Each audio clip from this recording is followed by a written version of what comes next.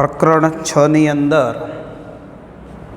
બીજું લેક્ચર જોઈશું. અગાઉ જોઈ ગયા છીએ આપણે 11માની લગતી જનીન્દ્રવ્યના બંધારણની બધા ઘટકો જોયા હતા. વોટસન અને ક્રિકનું મોડલ પણ એનો પણ અભ્યાસ આપણે કરી ગયા છે 11મા ધોરણમાં. એ રિવાઇઝ કરી દેવો. એથી આગળ આપણે ભણી છે ડીએનએ. નવો પ્રશ્ન છે ડીએનએ પેકેજિંગ. તો ડીએનએ કોષમાં કોઈ પણ વસ્તુ હોય તો આપણે બોક્સમાં ભરીને પેકિંગ કરીએ છીએ, પટ્ટી લગાવી દઈએ છીએ, પાછું ઉપર દોરીથી બાંધીએ છીએ. એથી પેકિંગ કરવામાં આવે છે. તો એવી રીતે અહીંયા ડીએનએનું પેકેજિંગની આપણે વાત કરી રહ્યા છીએ કે ડીએનએ કોષમાં કઈ રીતે પેકિંગ કરીને ગોઠવાયેલું છે એની વાત કરવાની છે. તો આપણે પહેલાં અહીંયા લાક્ષણિક સસ્તન કોષમાં બેવડી કુંતલમય રચના ધરાવતા ડીએનએની લંબાઈની ગણતરી કરીએ. કઈ રીતે ગણતરી કરવામાં આવતી હોય છે એની લંબાઈની ગણતરી કઈ રીતે થાય? ડીએનએની લંબાઈની એની વાત કરીએ તો ડીએનએની બે ક્રમિક ન્યુક્લિયોટાઇડની જોડ વચ્ચેનું અંતર આપણે ડીએનએનું કુંતલાકાર મોડેલમાં ભણી રહ્યા છીએ. એના બે ન્યુક્લિયોટાઇડ વચ્ચેનું જે અંતર છે એ 0.34 નેનોમીટર છે. બરાબર? તો અહીંયા આપણને 0.34 નેનોમીટર છે તો 0.34 ગુણ્યા 10⁻⁹ મીટર થાય. મીટરમાં ફેરવી દીધું આપણે. ડીએનએમાં કુલ ન્યુક્લિયોટાઇડની જોડીઓ કેટલી હોય? તો અહીંયા આપણને 6.6 ગુણ્યા 10⁹ બેઝ પેર આવેલી હોય. આટલી જોડો આવેલી જોવા મળે. તો ડીએનએની લંબાઈ કેટલી? તો 6.6 ગુણ્યા 10⁹ બેઝ પેર ગુણ્યા 0.34 ગુણ્યા 10⁻⁹ મીટર તો 2.2 મીટર ડીએનએ લંબાઈ મળે. તો એટલું ડીએનએ લોબવું હોય એની અંદર એટલા ભાગમાં. બરાબર? તો આ જે બે જોડ વચ્ચેનું અંતર ગણ્યું, ન્યુક્લિયોટાઇડની જોડો કેટલી આવે? તો 10⁻⁶ મીટર લંબાઈ ધરાવતા કોષ કેન્દ્રમાં સમાયેલું હોય છે. આટલું આવી ગયું. આટલા કોષ કેન્દ્રની અંદર આટલું ડીએનએ સમાયેલું હોય છે. તો એ પેકિંગ કઈ રીતે થાય છે? કોઈ પણ ફિરકી પર દોરો લોબો હોય તો આપણે વીંટાળી દઈએ છીએ, કાગળ વીંટાળી દઈએ છીએ, પેક કરીને મૂકી દઈએ છીએ. એવી રીતે આ ડીએનએ કોષ કેન્દ્રમાં પેકિંગ કરીને સમાયેલું છે એની વાત કરવાના છીએ આપણે. તો પહેલાં જોઈએ કે આદિ કોષ કેન્દ્રની કોષમાં જનીન દ્રવ્યનું આયોજન કેવું છે? તો આદિ કોષ કેન્દ્રી ઇકોલાઈ બેક્ટેરિયા આપણે ભણી રહ્યા છીએ 11મા ધોરણની અંદર સેલ વિભાગ ભણ્યા હતા એ વખતે. તો આપણે આદિ કોષ કેન્દ્રી કોષમાં જનીન દ્રવ્યનું આયોજન જોઈએ તો ઇકોલાઈ બેક્ટેરિયામાં સુવિકસિત કોષ કેન્દ્ર પટલમય અંગિકાઓનો અભાવ હોય છે એવું કહેતા હતા આપણે. જે કોષની અંદર આદિ કોષ કેન્દ્ર પેલા સુકોષ કેન્દ્રી, બરાબર, એટલે કોષ કેન્દ્ર સુવિકસિત ના હોય, કોષ કેન્દ્ર પટલ અને કોષીય અંગિકાનો અભાવ હોય તો એને આપણે આદિ કોષ કેન્દ્રી કોષ કહેતા હતા. તો ઇકોલાઈ બેક્ટેરિયામાં સુવિકસિત કોષ કેન્દ્ર અને કોષ કેન્દ્ર પટલનો અભાવ છે. તો આવા કોષ કેન્દ્રની અંદર જે બેક્ટેરિયા છે ઇકોલાઈની અંદર વાત કરીએ આપણે, એવું આદિ કોષ કેન્દ્રી કોષ તો ઇકોલાઈ. તો ઇકોલાઈની અંદર ઋણ વીજભારી ધરાવતું ડીએનએ, આ ઋણ વીજભારી ધરાવતું ગૂંચળામય ડીએનએ વત્તા એની સાથે કોણ? એની સાથે ધન વીજભારિત પ્રોટીન જોડાય છે. ગળીઓવાળા ભાગ છે ત્યાં પ્રોટીન જોડાયેલું હોય. આ ગળીઓ હોય ત્યાં શું હોય? પ્રોટીન હોય. આ ગળીઓ છે ત્યાં પ્રોટીન હોય. તો ધન વીજભારિત પ્રોટીન જોડાઈ અને કોષમાં એક જગ્યા ઉપર, કોષરસમાં એક જગ્યા ઉપર સ્થાપિત થાય છે. એને ન્યુક્લિયોઇડ કહેવાય. એને શું કહેવાય? ન્યુક્લિયોઇડ કહીશું આપણે. તો ઇકોલાઈ બેક્ટેરિયાની અંદર જે ઋણ વીજભારિત ડીએનએ, કાકા ફોસ્ફેટ છે એની અંદર ઋણ વીજભારિત, બરાબર, ધન વીજભારિત પ્રોટીન છે, બેઝિક એમિનો એસિડ. તો અહીંયા હિસ્ટોન ના હોય એટલું ધ્યાન રાખજો. આમાં હિસ્ટોનનો અભાવ હોય છે. તો આ બંને જોડાઈ જઈ અને શું બનાવી દે છે? કોષરસમાં એક જગ્યાએ સ્થાપિત થાય એને ન્યુક્લિયો પ્રોટીન પુંજ કહેવાય. ન્યુક્લિક એસિડ વત્તા પ્રોટીન બે જોડાય છે, બસ, બીજું કોઈ નહીં. તો આને ન્યુક્લિયો પ્રોટીન પુંજ તરીકે ઓળખીએ છીએ આપણે. ચલો હવે આપણે જોઈએ ન્યુક્લિયોઇડની વાત કરી, પુંજની વાત કરી. આ દે ન્યુક્લિયો પ્રોટીનનો પુંજ જોવા મળે છે ન્યુક્લિયોઇડ સ્વરૂપમાં આદિ કોષ કેન્દ્રીય કોષમાં. સુકોષકેન્દ્રી કોષમાં એનું આયોજન કેવું હોય એની વાત કરીએ તો સુકોષકેન્દ્રી કોષ કોને કહેતા હતા આપણે?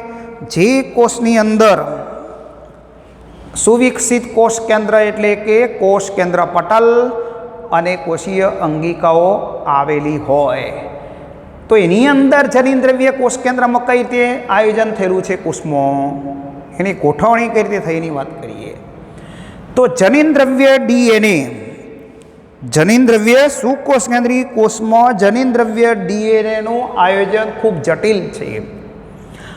એ જનીનદ્રવ્ય ડીએનએ એ જટિલ અને રંગસૂત્ર દ્રવ્ય અથવા રંગસૂત્ર સ્વરૂપે જોવા મળે છે. તો આપણને આદિકોષકેન્દ્રી કોષમાં કોષ કેન્દ્ર કેવું હતું? ન્યુક્લિયડ સ્વરૂપમાં હતું. આ તો સુકોષકેન્દ્રી કોષમાં જનીનદ્રવ્ય જટિલ અને રંગસૂત્ર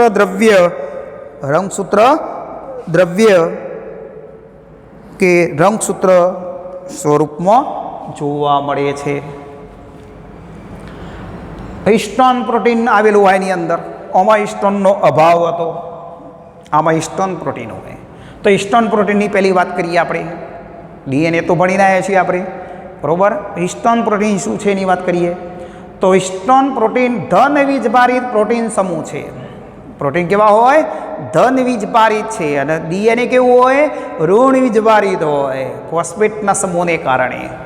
તો અહીંયા એની પાર્શ્વ શૃંખલાઓમાં આવેલા એમિનો એસિડ, એની પાર્શ્વ શૃંખલા ઉપર આવેલી જે શાખાઓ નીકળતી હોય પ્રોટીનમાં, એ શાખાઓ પર કયા એમિનો એસિડ છે? બહુલકતા પર આધાર રાખે છે. એ એમિનો એસિડ બહુલકતા પર આધાર રાખતા હોય છે. તો તેમાં પાર્શ્વ શૃંખલા ઉપર આવેલા એમિનો એસિડની બહુલકતા ઉપર આ ધન વીજભાર આધાર રાખે છે. તો સૌથી વધુ માત્રામાં આલ્કલીય એમિનો એસિડ કયા આવેલા છે? લાઇસિન અને આર્જિનિન. મોસ્ટ ઇમ્પોર્ટન્ટ પ્રશ્ન નીટ માટે થઈ ગયા રે. તો હિસ્ટોન પ્રોટીનની પાર્શ્વ શૃંખલા ઉપર આવેલા એમિનો એસિડ કયા છે? તો સૌથી વધુ માત્રામાં બેઝિક એમિનો એસિડ કયા એની અંદર આવેલા હોય? તો લાઇસિન અને આર્જિનિન હોય છે, બરાબર. તો બંને એમિનો એસિડ પાર્શ્વ શૃંખલા પર ધન વીજભાર ધરાવતા હોય છે. એની પાર્શ્વ શૃંખલા પર કયો વીજભાર ધરાવે છે? ધન વીજભાર ધરાવતા હોય છે. તો અહીંયા આપણે એમિનો એસિડનું વર્ગીકરણ ભણીને આવ્યા છીએ 11મા ધોરણની અંદર બાયોમોલેક્યુલ્સની અંદર. તો એની અંદર ટેબલ મૂકેલું હતું, જોઈ લેજો પ્લેમ્ફેટની અંદર. તો એમાં આ લાઇસિન અને આર્જિનિન બેઝિક એમિનો એસિડ છે, બરાબર. તો અહીંયા આપણને બંને એમિનો એસિડ પાર્શ્વ શૃંખલા ઉપર ધન વીજભાર ધરાવે એટલે ધન વીજભારિત પ્રોટીન સમૂહ છે. હવે હિસ્ટોનની ઓક્ટોમર છે, અષ્ટક 8 અણુઓ છે. હિસ્ટોન ઓક્ટોમર કહેવાય. તો આપણે અહીંયા આકૃતિમાં દોરીને બતાવ્યા છે, બ્લુ કલરના 4 બતાવ્યા છે, બ્રાઉન કલરના 4 બતાવેલા છે, એટલે 8 થશે. જુઓ, હિસ્ટોન ઓક્ટોમરની અંદર આપણે જોઈએ તો હિસ્ટોનના 8 અણુઓના સંગઠનને 8 અણુઓ ભેગા મળી જે રચના બને એને હિસ્ટોન ઓક્ટોમર કહેવાય.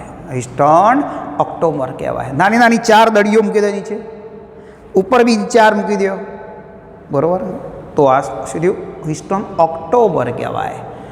એમાં H2A 2 છે, H2B 2 છે. તો આપણે જોઈએ છે H2A H2B પછી H4 S3 ના 2 અણુઓ છે, S4 ના 2 અણુઓ છે, બરાબર. તો 4 અણુઓ 8 અણુઓ ભેગા મળ્યા. આ 4 અણુઓ ભેગા મળ્યા એટલે ઓક્ટોમર અણુ બન્યો. હિસ્ટોન ઓક્ટોમર કહીશું આપણે એને. હવે ન્યુક્લિયોસોમની વાત કરીએ. ઋણ વીજભારિત ડીએનએ. આ ડીએનએ કેવો છે? ઋણ વીજભારિત છે, ઋણ વીજભારિત. અને આ પ્રોટીન કેવો છે? ધન વીજભારિત છે, બરાબર. હિસ્ટોન ઓક્ટોમરની વાત કરીએ છીએ આપણે. તો અહીંયા ન્યુક્લિયોસોમ કઈ રીતે બને? ઋણ વીજભારિત ડીએનએ ધન વીજભારિત હિસ્ટોન સાથે વીંટળાતો બનતી રચનાને શું કહેવાય? તો અહીંયા જે હિસ્ટોન પ્રોટીન છે એ ધન વીજભારિત છે, અષ્ટક છે. એના ફરતે ડીએનએ ઋણ વીજભારિત, એના ફરતે વીંટળાઈને બનતી રચનાને શું કહેવાય? ન્યુક્લિયોસોમ. શું કહેવાય એને? ન્યુક્લિયોસોમ કહીશું આપણે. તો ન્યુક્લિયોસોમ બની ગયું. એક લાક્ષણિક ન્યુક્લિયોસોમનું ડીએનએ કુંતલ 200 બેઝ પેર ધરાવતું હોય છે. આ ડીએનએ જે વીંટળાયેલું છે અહીંથી આ ભાગ વીંટળાયેલો છે આમ થઈને આમાં, બરોબર, એ કેટલા 200 નાઇટ્રોજન બેઝની પેર ધરાવે છે. તો એ ડીએનએ કેટલી બેઝ ધરાવતો છે? વીંટળાય છે, 200 નાઇટ્રોજન બેઝની જોડો આવેલી હોય છે એની અંદર. તો ન્યુક્લિયોસોમના ડીએનએમાં નાઇટ્રોજન બેઝની જોડો કેટલી હોય છે? તો 200 બેઝ પેર આવેલી હોય છે, બરાબર. ચલો ક્રોમેટિન રંગસૂત્ર દ્રવ્યની વાત કરીએ. રંગસૂત્ર દ્રવ્ય કોષ કેન્દ્રમાં આવેલા ન્યુક્લિયોસોમના આવા ઘણા પુનરાવર્તિત એકમોને ક્રોમેટિન કહે છે. આ તો એક અણુ બન્યો, તો આપણે અહીંયા જોઈએ છીએ કે ભાઈ આ ચલો આ ડીએનએ છે, આ ઓક્ટોમરના અણુ છે, તો આખો આ ભાગમાં વીંટળાઈ ગયો. પાછો બીજા બે અણુઓ જોડાયેલા હોય એના ફરતે પાછો વીંટળાય. પાછો બીજો ઓક્ટોમરના અણુઓ છે અહીંયા એની સાથે વીંટળાય, બરાબર. આ રીતે વીંટળાયેલો હોય, બરાબર. તો ઘણા એક ન્યુક્લિયોસોમ,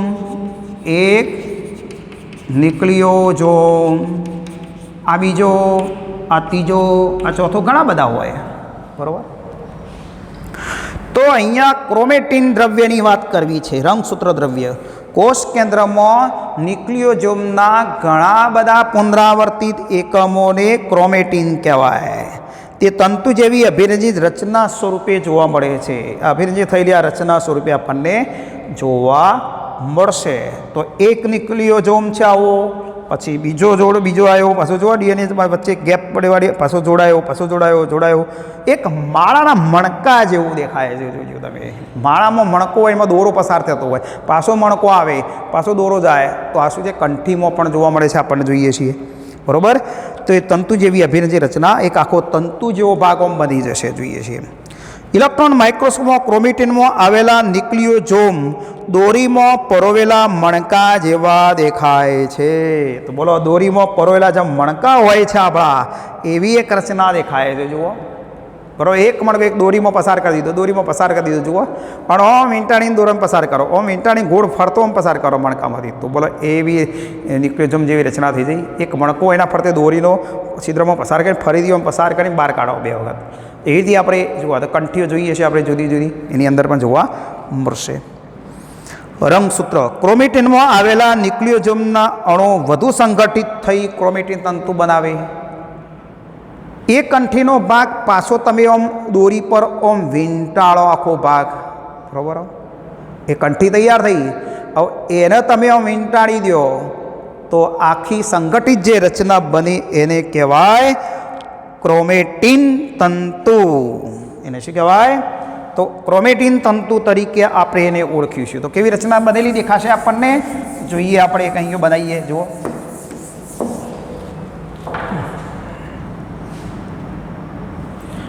આખો આ ભાગ છે, એના ઉપર તમે આ કંઠીવાળો ભાગ જે રહ્યો એ વીંટાળી રહ્યા છો, બરાબર. આ ગોળાકાર કોણ છે? આ બધા ઘણા બધા મણકાવાળી રચના જે છે એ ઉપર શું કરી છે? વીંટાળીને સંગઠિત થઈ રચના. શું થઈ?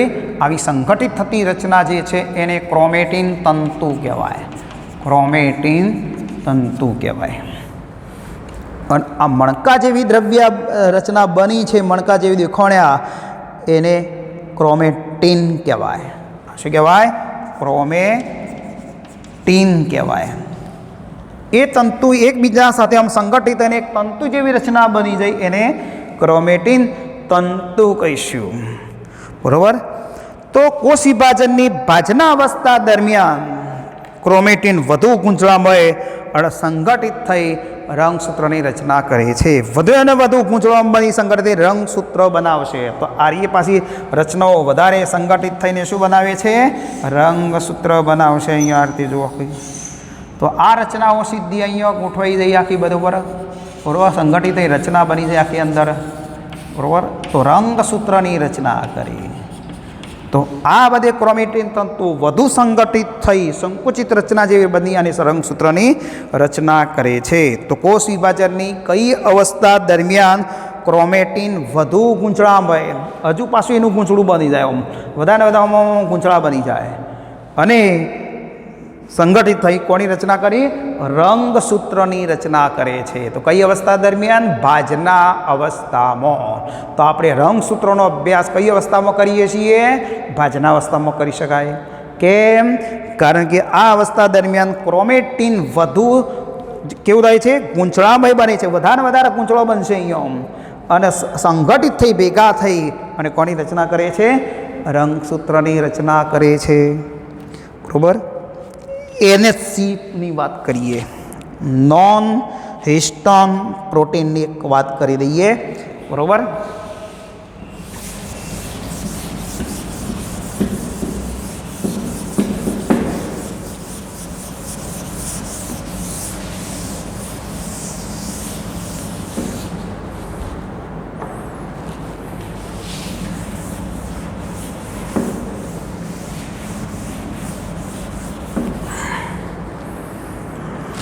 તો આપણે NHCની વાત કરવી છે. NHC નોન હિસ્ટોન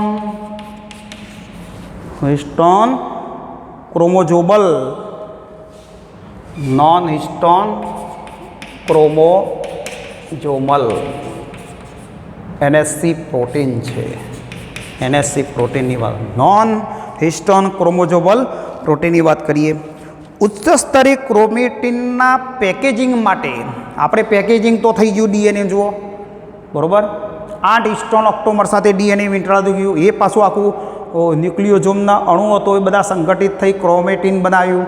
ક્રોમેટિનના તંતુઓ પાછા સંગઠિત થઈ એક ગૂંચળામય રચના બની. આપણે ક્રોમેટિન તંતુ બન્યો અને એ ક્રોમેટિન તંતુઓ વધુને વધુ ગૂંચળામય બન્યા એટલે રંગસૂત્ર બન્યું. આ DNAનું પેકેજિંગ થઈ ગયું.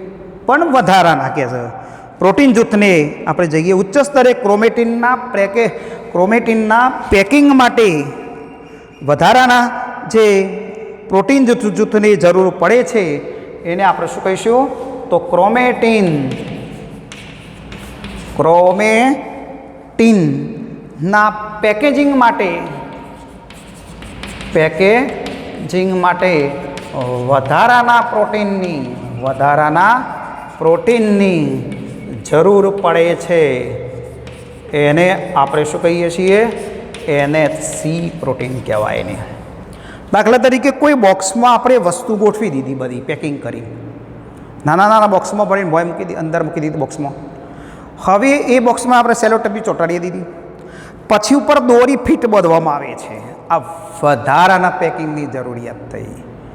એવી રીતે ક્રોમેટિન જે છે એના પેકેજિંગ માટે વધારાના પ્રોટીનની જે જરૂર પડે છે એને આપણે શું કહીએ છીએ? NHC non histone chromosomal protein. બરાબર. તો અહીંયા રંગસૂત્રના બંધારણમાં DNA અને હિસ્ટોન સપ્રમાણમાં હોય છે, જ્યારે RNA અને બિન હિસ્ટોન પ્રોટીન બદલાતા રહેતા હોય છે. તો DNAની અંદર જે હિસ્ટોન સપ્રમાણ હોય, DNAમાં હિસ્ટોન સપ્રમાણ હોય છે. બરાબર. જ્યારે RNAમાં બિન હિસ્ટોન પ્રોટીન બદલાયા કરે, બિન હિસ્ટોન પ્રોટીન બદલાતા રહે છે. એટલે બદલાતા પ્રમાણમાં હોય છે. બદલાતા પ્રમાણમાં હોય. તો લાક્ષણિક કોષમાં ક્રોમેટિન જે વિસ્તાર છે એ 2 ભાગમાં વિભાજિત થયેલો હોય. તો આપણે કોષ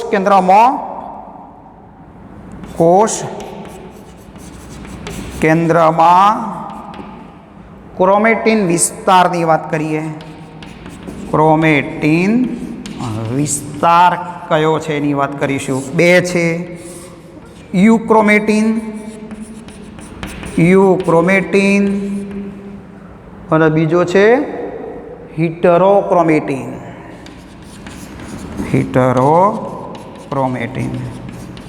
જ્યારે આપણે કોષ કેન્દ્રનો રંગસૂત્રનો અભ્યાસ કરવા માટે એસિટોકાર્બાઇન નામનો અભિરંજકથી અભિરંજિત કરીએ ત્યારે આ ક્રોમેટિનનો વિસ્તાર 2 રીતે અભિરંજિત થયેલો જોવા મળે છે. તો અહીંયા આપણે 2 ભાગ લાક્ષણિક જે કોષ કેન્દ્ર છે એમાં ક્રોમેટિનનો વિસ્તાર જે રહ્યો એ શેનાથી અભિરંજિત કયો? એસિટોકાર્બાઇન અભિરંજકથી થી અભિરંજક કરીએ છીએ ત્યારે આપણને બે વિસ્તારો જોવા મળે છે. કોઈ ઘેરા રંગનો વિસ્તાર હશે, વધારે ઘાટો રંગ બનેલો છે, કેટલોક આછો વિસ્તાર બનેલો હશે. આવા બે વિસ્તારો જોવા મળે છે. તો અહીંયા આપણે યુક્રોમેટિન અને હિટ્રોક્રોમેટિનની વાત કરીએ. સીધી રીતે ગોઠવાયેલો હોય. અરે યુક્રોમેટિન કેવા હોય? શિથિલ રીતે ગોઠવાયેલો હોય છે. શિથિલ રીતે ગોઠવાયેલા હોય છે. આછા રંગથી અભિરંજિત થયેલો હોય. આછા રંગથી અભિરંજિત થયેલો હોય. બરાબર. દાખલા તરીકે આખો આ ભાગ છે એ આખો વીંટળાયો, પાછો આવો ભાગ છે આ રીતે આછો વિસ્તાર હોય. બરાબર. આવો શિથિલ રીતે ગોઠવાયેલો હોય. બરાબર. તો એની વચ્ચેનો જે ભાગ છે પ્રત્યકન માટે સક્રિય વિસ્તાર છે. અરે આ કેવો છે? આ ડીએનએનો ભાગ જે રહ્યો એ પ્રત્યાંકન માટે સક્રિય વિસ્તાર છે.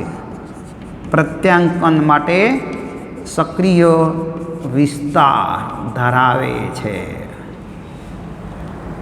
પેલું બાજુ જોઈએ આપણે. આ હિટ્રોક્રોમેટિનની અંદર ક્રોમેટિનના અણુઓ જે રહે એ ગાઢ રીતે ગીચોગીચ ગાઢ રીતે ગોઠવાયેલા હોય છે. બધા ગીચોગીચ આમ ગોઠવાયેલા હોય. દાખલા તરીકે આખો ભાગ છે આમ આખો આમ ગીચોગીચ ગોઠવાયેલા હોય. બરાબર. આવો ગીચોગીચ ગોઠવાયેલા હોય. તો ગાઢ રીતે ગોઠવાયેલા હોય અને ઘેરા રંગથી અભિરંજિત થાય. કેવો રંગ? ઘેરા રંગથી અભિરંજિત થાય છે. ઘટ્ટો રંગ આવશે. તો આમાં ડીએનએનો ભાગ છૂટો જોવા મળતો નથી ખાસ. એટલે પ્રત્યાંકન માટે નિષ્ક્રિય છે. પ્રત્યાંકન માટે નિષ્ક્રિય છે. યારે એટલે જલ્દી આમાંથી પ્રત્યાંકન થતું નથી. બરાબર. તો અહીંયા પ્રત્યાંકન માટે નિષ્ક્રિય ક્રોમેટિન વિસ્તાર હોય તો કયો છે? હેટરોક્રોમેટિન. કારણ કે નજીક ગીચો આમ ગોઠવાયેલા હોય, ગાઢ રીતે ગોઠવાયેલા હોય અને એ ઘેરા રંગથી અભિરંજિત થયેલો વિસ્તાર હશે. એટલે પ્રત્યાંકનનો ડીએનએનો ભાગ ખુલ્લો છૂટો છે જ નહીં. એટલે પ્રત્યાંકન જલ્દી થતું નથી. જ્યારે યુક્રોમેટિનવાળો વિસ્તાર છે એ છૂટો છે. બરાબર. શિથિલ ગોઠવણી કહેવાય એને. અને એ આછા રંગથી અભિરંજિત થયેલો હશે અને એ પ્રત્યાંકન માટેનો કયો વિસ્તાર કહેવાય? સક્રિય છે. તો પ્રત્યાંકન માટેનો સક્રિય વિસ્તાર કયો? તો યુક્રોમેટિન જોવા મળે છે. બરાબર. તો મેઇન ડીએનએ પેકેજિંગનો આ પ્રશ્ન 4 ગુણનો થઈ ગયો આપણી પાસે.